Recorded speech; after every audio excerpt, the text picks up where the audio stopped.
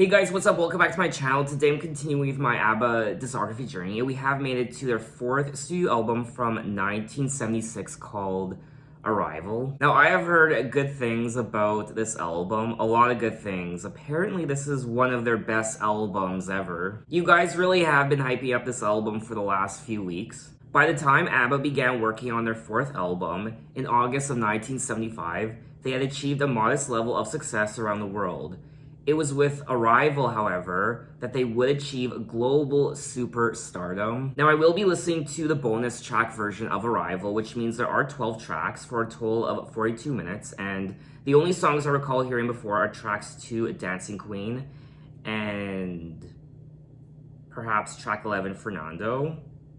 And from track 6, Money, Money, Money, as well. I more so remember some of these songs because I do remember watching the movie Mamma Mia a few years ago, but I vaguely remember that movie because I think, now don't judge me, I think I fell asleep halfway through. I was very tired, shut up. I think what I'm gonna do is once I'm done listening to all their albums for the first time, I'm gonna check out the two movies, Mamma Mia and its sequel, Here We Go Again. I feel like if I was to do that, I would have a better appreciation for the music in those movies because I would have heard all the songs by Abba. Anyway, though, let's dive right into it with track 1, When I Kissed the Teacher.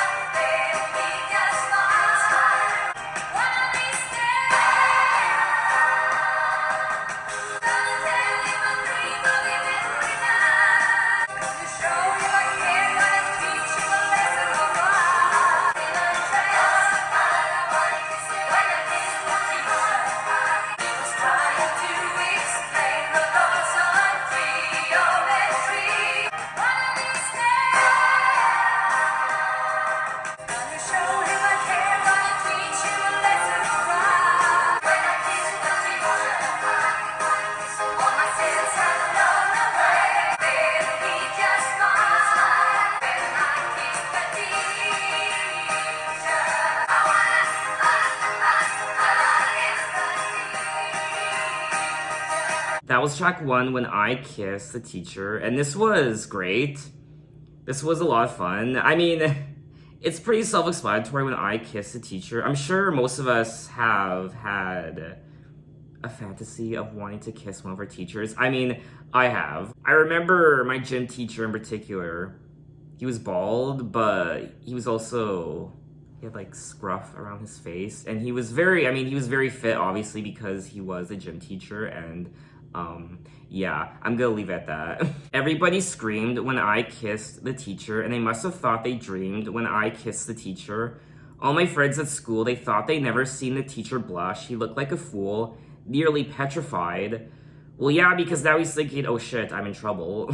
I wanna hug him, hug him. When I kiss the teacher, I wanna hug him, hug him. The song's lighthearted lyrics tell the story of a student who has a crush on her teacher, then one day cannot restrain herself and kisses him. Someone here said that it starts off slow, but quickly turns into a surreal pop homage to low-level sexual harassment, and it's an example of how teachers are viewed by students as sexual objects at times. I mean, isn't Naughty Schoolgirl and Teacher one of the most popular foreplays ever? I mean, there's Halloween costumes.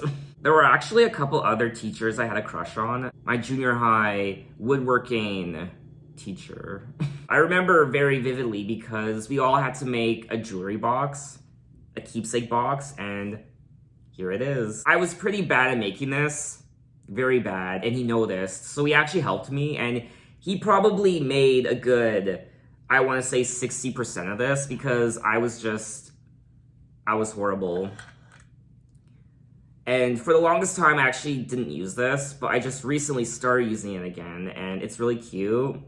Brings back memories, and it's homemade. I love the overall production of this track, and I am noticing with each album I listen to, their first, their second, their third, and now their fourth, I'm noticing slight improvements the further I go along in their discography. So they end up tweaking a little thing here and there, and each album just sounds slightly improved over the prior, I'm noticing. Anyway, though, let's move on to track 2, Dancing Queen.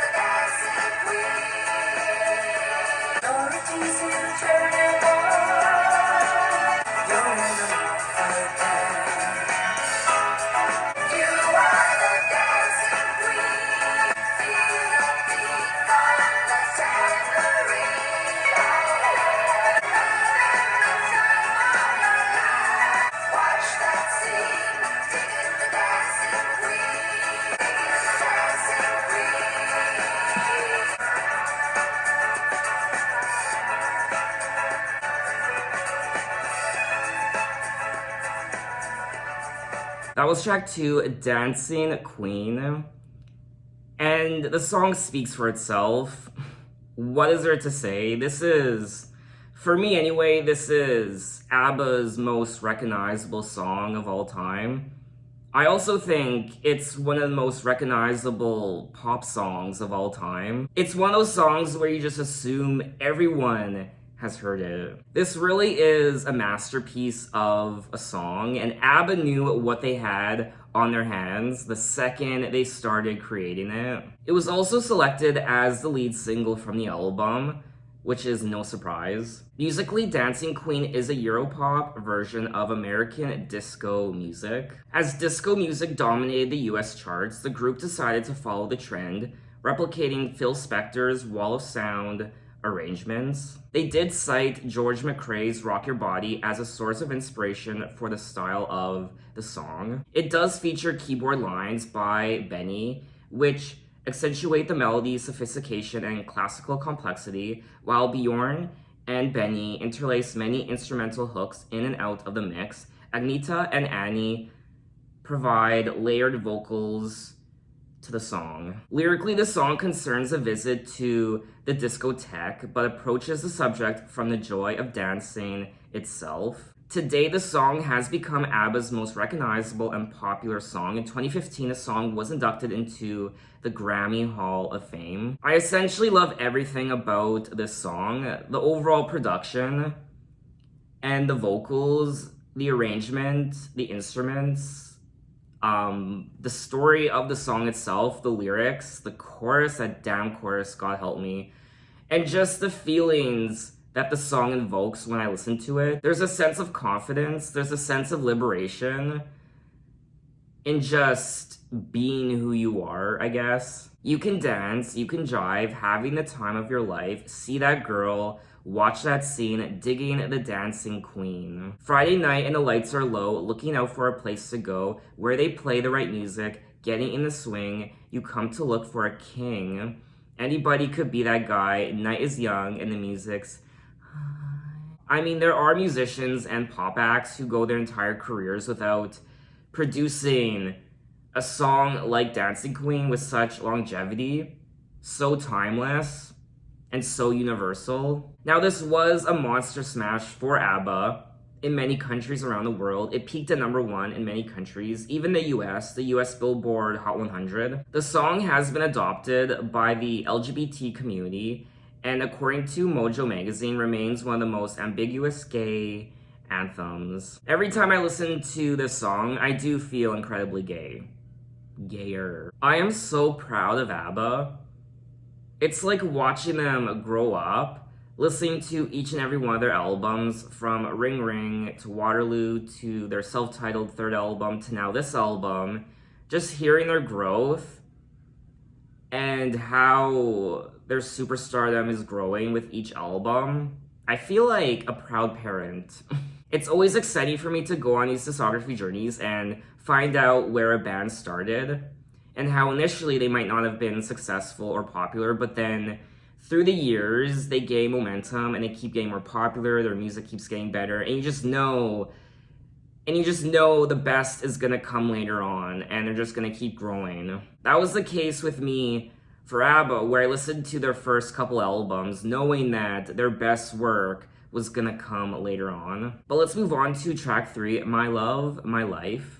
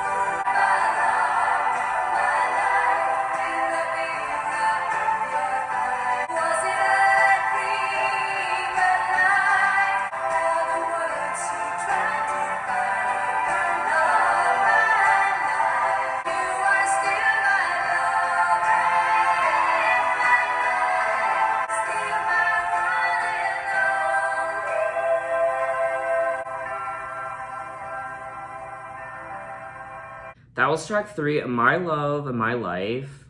And I indeed loved this track. Just like Dancing Queen, I essentially loved everything about this track.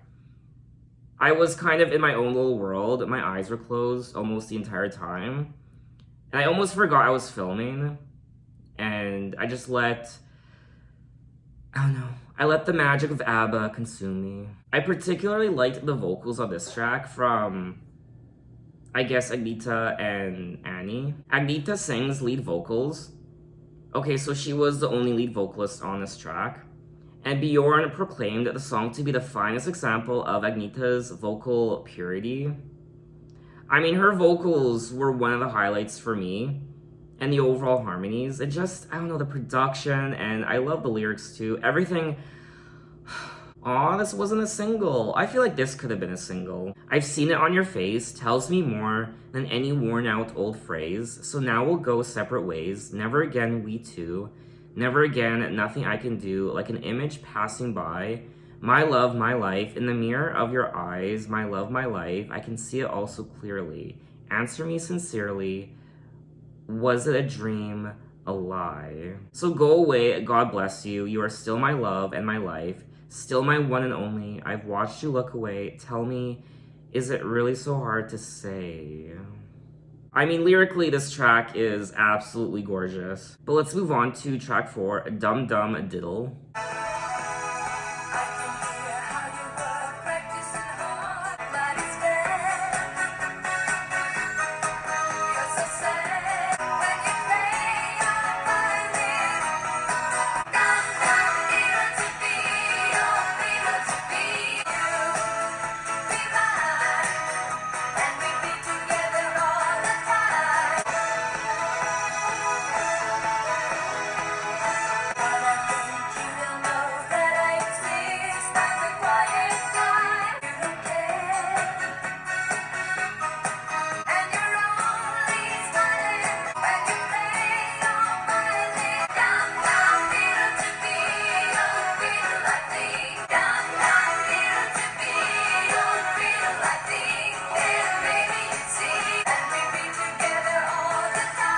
like that part.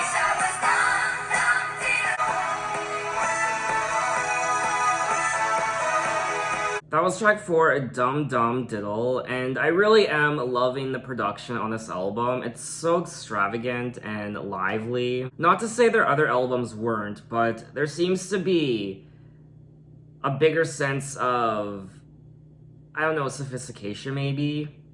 It just, I don't know, this album is doing it for me. I can hear how you work, practicing hard, playing night and day, and it sounds better now. Yes, you improve every time you play, but it's bad. You're so sad, and you're only smiling when you play your violin. Dum Dum Diddle, to be your fiddle, to be so near ya, and not just hear ya. I think that maybe you'd see me, baby, you'd be mine, and we'd be together all the time. Wish I was Dum Dum Diddle, your darling fiddle. When asked how did Abba manage to make such a ridiculous and quite banal song as Dum Dum Diddle Come Alive, Bjorn, again, founder Rod Leslie, said, I think Abba had a special quality about them. They could put ridiculous lyrics into a song, and because they were fundamentally great songwriters, they could make it work. A line like Dum Dum Diddle, to be your fiddle, doesn't really make a great deal of sense, but it still works because it's something you can sing along to and enjoy. And I did enjoy myself. The lyrics did put a smile on my face, and the overall song put a smile on my face, and I had a great time listening to it. I mean, for me personally, I don't think the lyrics are as ridiculous as some people make them out to be. I mean, yeah, Dum Dum Diddle, to be your fiddle, but there is a clear story taking place here. It's about this guy who is practicing hard, playing his fiddle, and this woman wants to be with him. She wants to be together with him, but this guy is so focused on his craft that she almost wishes that she could be his fiddle instead. It does say here that the song is about a woman who quietly longs for the affections of a sad, lonely man who derives his only pleasure from constantly playing and practicing on his violin. The Guardian described it as a song about a woman who feels sexually threatened by her partner's violin. Please diddle me the way you diddle your fiddle. Well, that's a first on my channel. Alright, yes, it is a little ridiculous, but the ridiculousness of this song doesn't compare to some of the songs I've heard from their first 3 albums. That's what I also like about Abba, is one moment they can sing a song like My Love, My Life, very intimate and very emotional, and the next they can sing a song like Dum Dum Diddle. But anyway, let's move on to track 5, Knowing Me, Knowing You.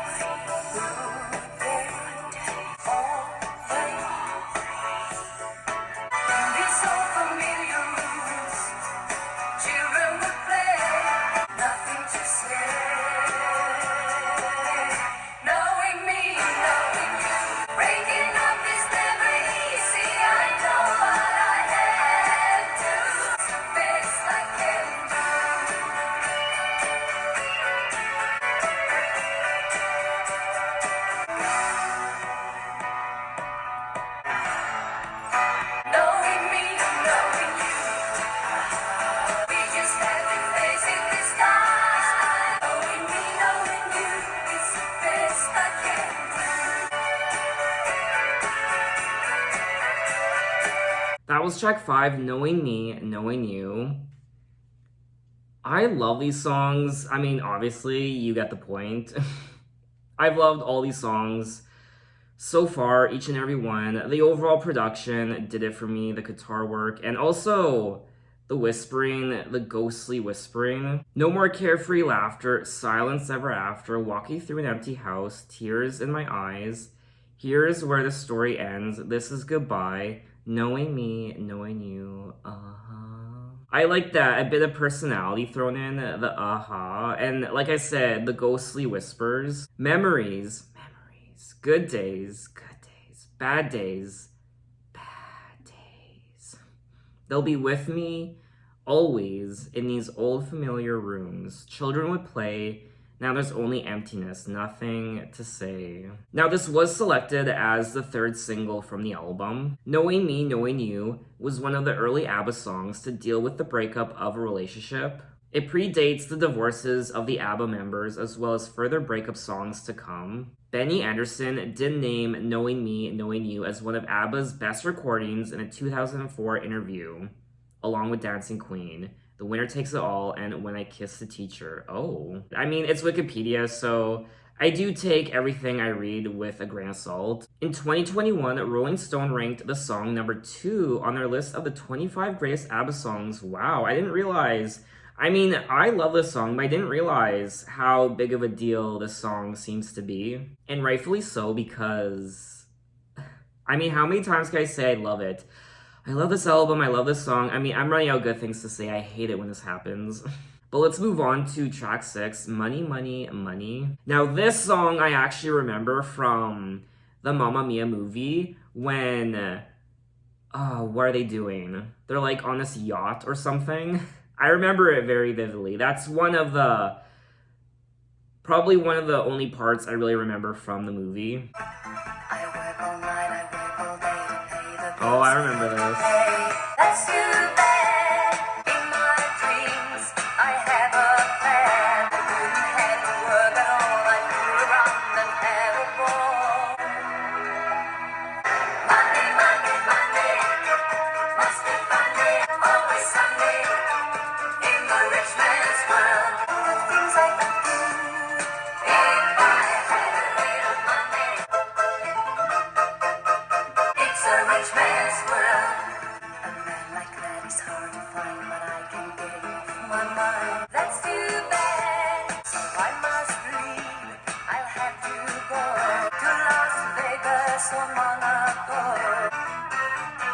Monday, Monday, Monday, must be Monday in the rich man's world. If I had a little Monday, it's a rich man's world. Monday, Monday, Monday, always Sunday. If I had a little Monday, it's a rich man's world. It's a rich man's world. That was track 6, Money, Money, Money. I just think of Meryl Streep when I hear this song now.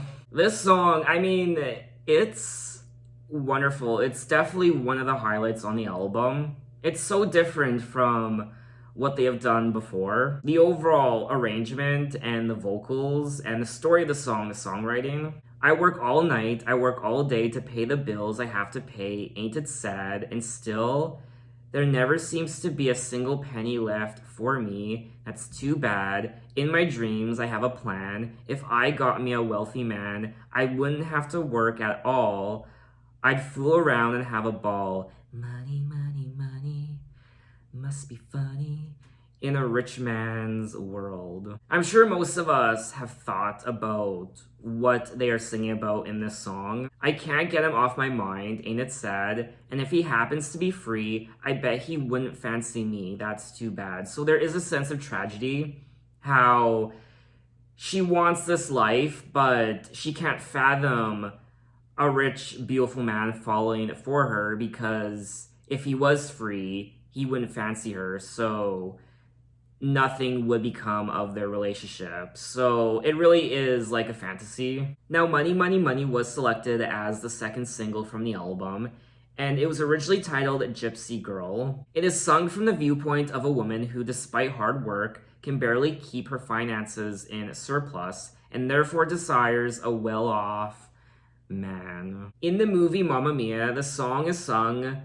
by Donna, played by Meryl Streep.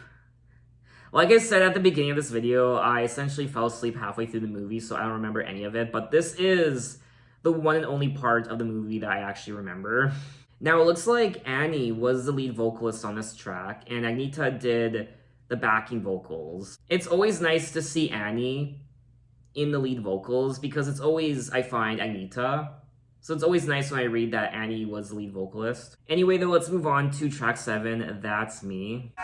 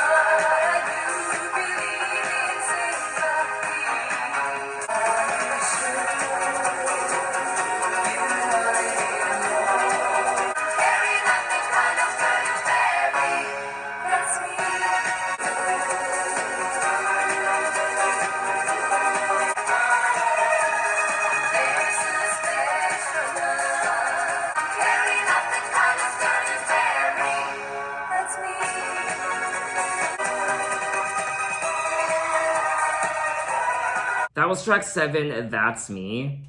Another wonderful song on the album. The overall production was disco bliss, and I enjoyed myself. I don't know, I liked everything about it. Are you sure you want to hear more? What if I ain't worth the while? Not the style you'd be looking for. If I'm sweet tonight, things look different in the morning light. I'm jealous and I'm proud. If you hurt my feelings, I'll cry out loud. I'm Carrie, not the kind of girl you'd marry, that's me. So, Carrie, are they referencing Carrie White from the Stephen King novel? A greatest hits compilation of Agnita released internationally in 1998 was named after this song. One of her favorite Abba songs. Oh. I don't believe in fairy tales, sweet nothings in my ear, but I do believe in sympathy. That's me, you see. So let's move on to track 8, Why Did It Have to Be Me?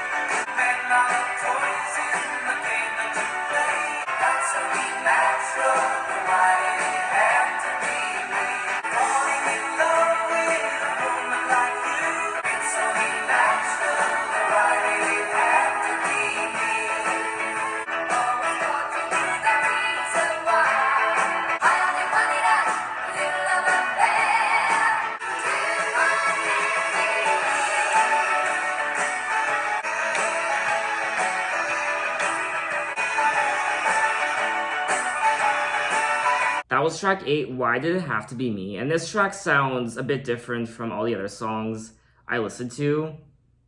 It's a jazzy little number with the horns and the piano, and I liked this song just as much as all the other tracks. There's something a bit anthemic about it. Men are the toys in the game that you play. When you get tired, you throw them away. That's only natural, but why did it have to be me? Falling in love with a woman like you happened so quickly. There's nothing to do. It's only natural, but why did it have to be me? I was so lonesome. I was blue. I couldn't help it. It had to be you and I only wanted a little love affair. I also almost failed to mention that there is a male vocalist on this track. And it is, I imagine, Bjorn. I haven't disliked any of these songs. I haven't been indifferent to any of these songs. Each and every one of these songs I would listen to again 100%. I'm loving the songwriting on this album. Out of their first 4 albums, this one seems to have the tightest songwriting. But let's move on to track 9, Tiger.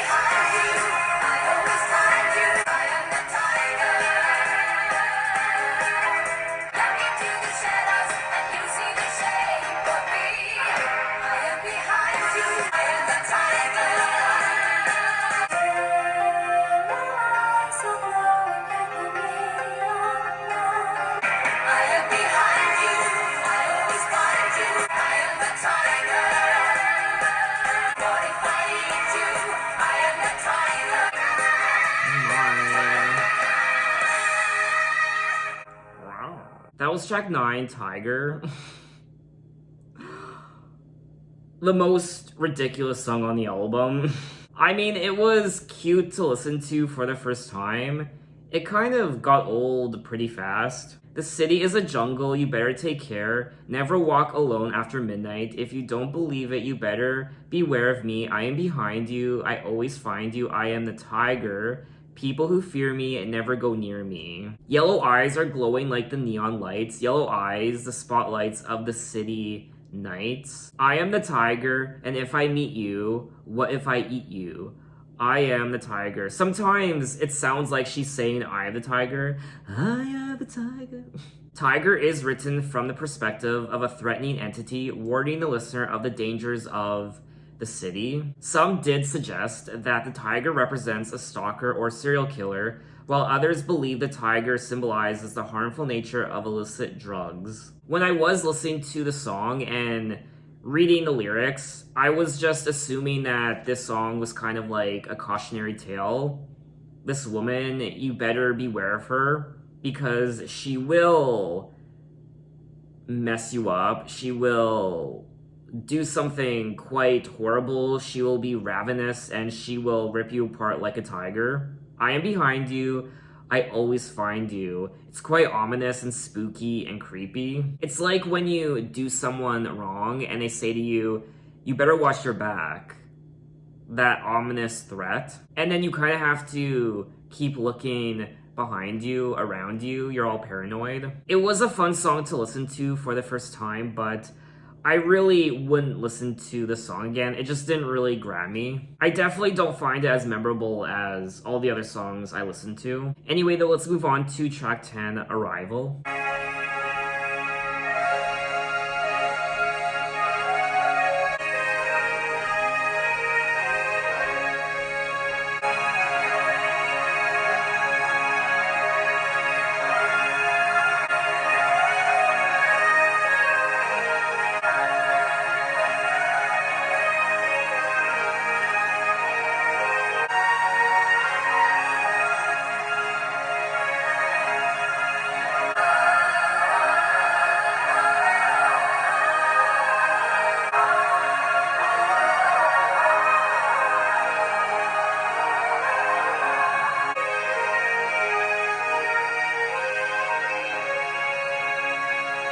That was track 10, Arrival, which was purely instrumental.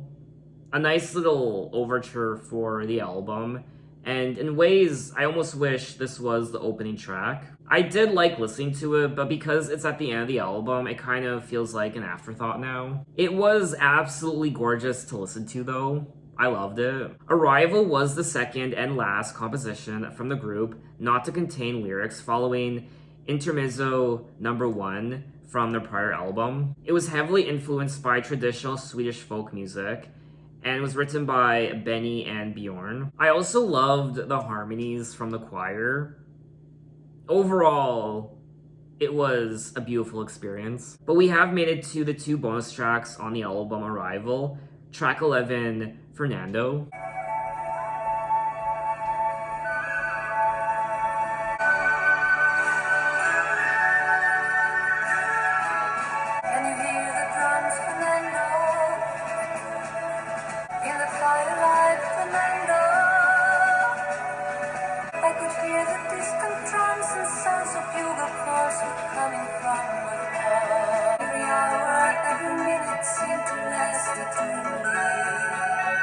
I was so afraid, Fernando. We were young and full of life, and none of us prepared to die. There was something in the air that night, Fernando. Though we never thought that we could lose. If I had to do the same again, I would, my friend Fernando.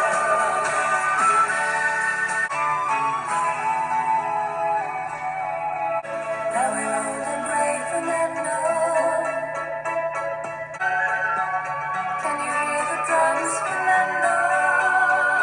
I can see it in your eyes, how proud you were to fight for freedom in this land. There was something in the air that night, the stars were bright, Fernando.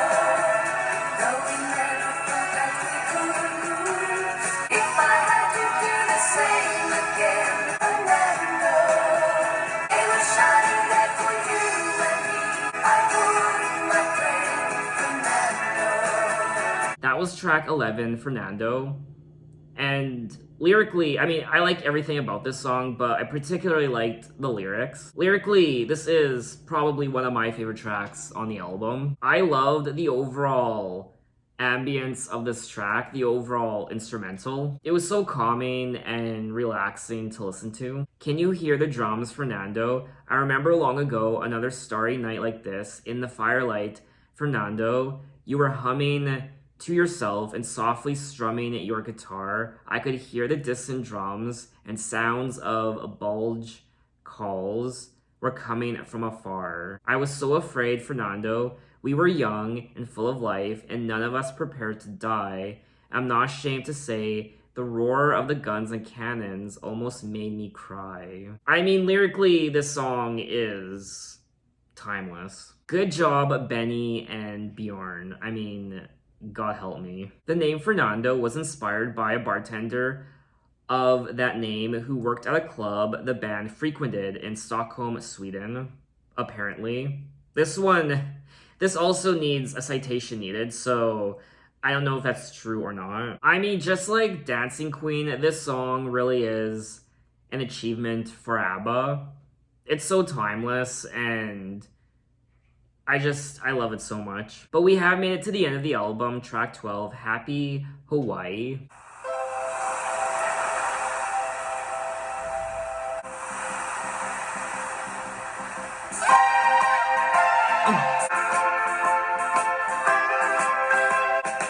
Early this morning, I drove in the rain. Hey, Honolulu, I'm going to happy Hawaii.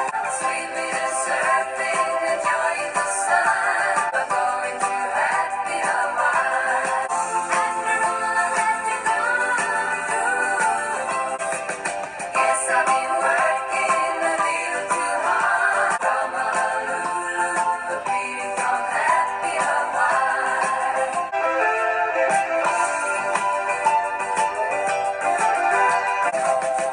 It's so exciting, why should I pretend? Hey, Honolulu, I'm going to happy Hawaii. After all I had to go through, I got a feeling a dream will come true. Hey, Honolulu, I'm going to happy Hawaii.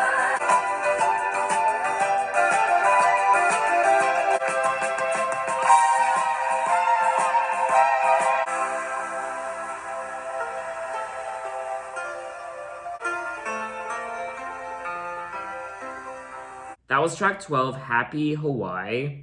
They actually pronounce it Hawaii in the song, which I've never heard that pronunciation before. I've always just called it Hawaii. This really was a great song. It was quite relaxing. It was so feel good. I like the sound effects of the water, the waves on the beach, what have you. Early in the morning, I drove in the rain out to the airport to get on the plane. Hey, Honolulu, we're going to happy Hawaii. Alice has been there. She said it was fun, swimming and surfing, enjoying the sun. I can't relate because I've never been there. I've got a feeling the dream will come true. Somebody's waiting and I'll forget you. Hey, Honolulu, we're going to happy Hawaii. I mean, you really can't go wrong with this song. It's just a very happy, feel-good track. Especially for someone like myself, where outside right now, there is still snow on the ground. It's April.